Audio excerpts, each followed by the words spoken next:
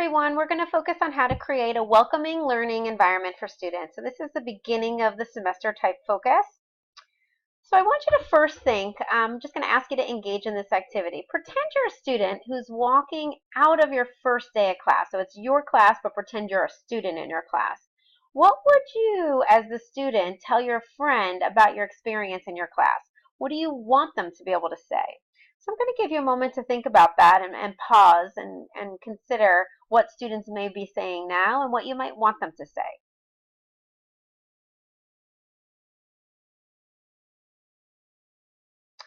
Okay, so what we're going to do today is hopefully be able to help you create that positive learning atmosphere that you're wanting. And the agenda really is we'll talk about two different things: the goals of the first day of class and some strategies to achieve those goals. So what is the goal of your first day of class? I'm going to ask you to think about this question. What is it that you're trying to accomplish on that very first day? So again, I'll give you a few minutes to think about that. Well, Anderson, McGuire, and Corey talk about having several different goals. We want to certainly grab the students' attention. We want to get them excited about the content, but we also want to get them into the content. So it's really not just about getting them comfortable. We also want to start helping them learn our discipline. So it's about the content as well as the environment. So you can see here that they also talk about developing skills. So we may be setting the stage for the development of perhaps maybe group skills if we're going to be using a lot of group work in our class, things of that nature. And it's very important that we also establish inclusion and connections, because there's a lot of research that really speaks to the value of this. And we'll go over a little bit of that research today. So first day of goals, first I always like, when I think about my class, I want to make sure that students find it to be of value. So it depends on what you're teaching and whether or not students are choosing to take your course. That may happen naturally, or whether maybe it's a requirement and it may not happen naturally. You may have to work a little bit harder to help your students really see the value of the course. So you might want to think about what meaning it has, how does it fit into the overall context, and the important skills and knowledge that they'll walk away with. And then I always think it's essential that you're starting to create a sense of community. Knowing students' names goes a really long way. It's a powerful strategy. And I know it's a challenge, especially if you're teaching multiple sections with many students. But if you can put a name, to the face, that really speaks volumes to students about how much you care. So I think that's kind of essential. We also want to use the first day to establish the expectations for what your class is going to be like and give them a sense of what kind of learning activities they're going to get to experience with you throughout the semester. So in essence, we're trying to create a challenging yet supportive learning environment. That's the goal. So the engagement really happens on a couple of different levels. As I said before, we want them to be engaged with one another, so classmates is important. We certainly want to develop a rapport with our students. The professor-student relationship is essential to learning. And we also want to get them hooked into the content. So it's really about these three different areas. As we structure our first day of class, we need to think about what are those goals and how can we best accomplish them. You'll hear me say that over and over again throughout the semester. What are the goals and how do we know if we've accomplished them and what's the best path to get there? That's what we just talked about in our outcomes design module.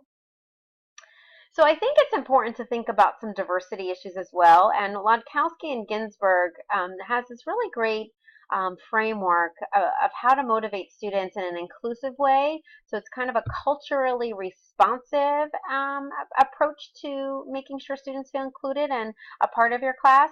And you can see here they talk about 4 primary motivational conditions. First is establishing inclusion, and the first day of class is essential to that. We want to make sure we're fostering an environment that is filled with respect and that also builds connections, as I said before, not only to each other, to you as a professor, and to the content. We also want to help them develop attitudes, positive ones, of course. And this really speaks to the power of mindset. We need to know how important that really is to our work. Students need to think that they can be successful in this class, and they also need to focus on things that are within their control. That's that internal locus of control that's mentioned there. The third pillar, motivational pillar, is enhancing meaning, and this goes back to that value piece. Remember, we spoke a moment ago about the importance of students understanding the value of your class. Well, enhancing meaning is really where we try to accomplish that. We show them the real world applications and why it matters and why this course has value. And this also gets students engaged in higher level tasks. So when we set the stage with telling them about the kinds of learning activities we're going to be involved in throughout the semester, that can also show them how this is going to be a pretty high level course, and students tend to be more engaged when there's a challenge present. Now, last but not least, we need to engender competence, which means that students have to have a high self-efficacy. Self-efficacy is the belief in your ability to successfully complete a task. So we need to kind of keep that in mind, and I always say that faculty are in a great position of building self-efficacy because that is built when you have successful experiences. And we get to determine what their experiences will look like, how challenging those tasks will be, what kinds of supports we're going to provide them to achieve that success, how much feedback we're going to give them along the way. So we really are in a position of power of building self-efficacy. And of course, last but not least, we want to celebrate the success and all the different kinds of success, not just one. There isn't a one-size-fits-all approach really with success. We want to make sure that all of our students in our class feel appreciated and included and are a part of our celebration. So when we talk about how do we establish inclusion and this whole focus on respect and connection, I think the most obvious answer is doing some type of icebreaker at the beginning of the semester. There's a ton of research really speaking to how valuable that can be. But I do want to give you a word of caution. It is important to be aware of the different cultures that may be in your classroom. Students coming from different backgrounds may have very different comfort levels with participating in a icebreaker activity. So I do want you to be mindful of that. The other thing that I would say to you is that we want to try to, because we have such a lofty goal, we want them to be engaged with the content, engaged with one another, develop a relationship with us. We may want to try to find icebreakers that attack a couple of those pieces of the goal. So for instance, instead of just having a fun icebreaker that might accomplish that connection piece, we may want to have an icebreaker that's directly connected to our content. So for instance, in my psychology courses, I often will play the name game, and that gets me up to speed on who their names are. And the name game basically works where everyone kind of goes around the room and they come up with an adjective that describes themselves, but it has to start with the same first letter that their first name starts with. So my name's Christine. I often use caring Christine. It gives you kind of a descriptor, getting to know me a little bit better, and the C is a cue to help me learn. And then we have to go around and memorize that. And the way I build that into the psychology courses is I focus on memory and how memory works and how when you attach meaning and you build in retrieval cues, that really makes a difference. So you can see how that would be more meaningful than, just taking, you may have seen the M&M icebreaker activity before. Take a handful. Well, now, however many you have to tell us that many different things about yourself. And that's great for making a connection, but not enough really in terms of accomplishing, more than one goal. So in terms of being culturally responsive, we do want to explain to our students the importance of relationships so they understand why we're having all this active learning, an opportunity for collaboration. And again, we want to send a pretty important message that we believe in their ability to complete these tasks and to achieve. That will be particularly important to students who may have low self-efficacy. We can be kind of a natural cheerleader in that regard. So let's take a peek at some of the research on, the first day of class and why it matters. Well, this research by Leg and Wilson is very interesting, and it actually is about fostering connection with your students. So this is the professor-student relationship even before the semester begins. In this study, you can see that students were randomly assigned to either receive an email or not receive an email prior to the start of class. The teaching assistant was the one that sent the email out, so the professor actually didn't know who received the email and who didn't. So they were kind of blind to the study. And what you can see here by the findings is the red bar is the group of students who did receive the email, and the blue bar is the one who did not. So at the beginning of the semester, during the first week, they asked them, so what do you think about this class? And they asked them some other questions about their attitude and motivation about the class. And you can see that students who received that email had a much higher perception of the class, more positive perception. Now that's pretty interesting, but the most fascinating part to me is that this was true at the end of the semester as well. So it held true. The only difference between those sections were whether or not an email went out, and you can see that the positive impact really lasted the entire semester. So this is perfect evidence that small actions can have big impacts in terms of fostering that connection and positivity about the class. Here's another study by Wilson and Wilson. What they basically did is on the first day of class, they had kind of contrived an experiment where students were brought into either one room or the other, and they were told the faculty member couldn't come, but they had played a video message from the faculty member. One video message was very friendly, and the other was just kind of more factual and not emotional. And what you can see is the students who received that positive first day experience had higher motivation again across the entire semester, and they also had higher levels of achievement. So here's some evidence that this really starts to not just make them feel good, but also helps contribute to a positive academic performance. This is a great study by Herman and colleagues, and what Herman did was they looked at this first day of class activity called the reciprocal interview. And you can see here the students weren't randomly assigned, but instead the class sections were randomly assigned to either have this activity or not have this activity. And then at the end of the semester, they measured both the support and satisfaction of the students. So what is this reciprocal interview? Well, they had about 5 or 6 students, and the activity took about 10 or 15 minutes for the first part, where they discussed the course expectations and things of that nature. Then the professor went around and interviewed somebody from that group who represented the group about what they learned about the course expectations. But then the reciprocal part was that group then got to interview the faculty member. So it was all focused on course expectations. So you were certainly getting oriented to the course as well as getting to know one another. And here are what the results showed. Again, if you had that activity, you had much higher ratings on the scale that measured whether or not you had a favorable attitude towards class. So they perceived the class to be a much more valuable learning experience if they had that first day of class activity. Now, here's another way we can get involved with kind of more active approaches on the first day. Some faculty are using games, and you can see here this is an example from the business world where they use something called the exchange game, and this research really showed that the faculty who used this game had positive impacts, again, not only on the first day but staying with them throughout the semester.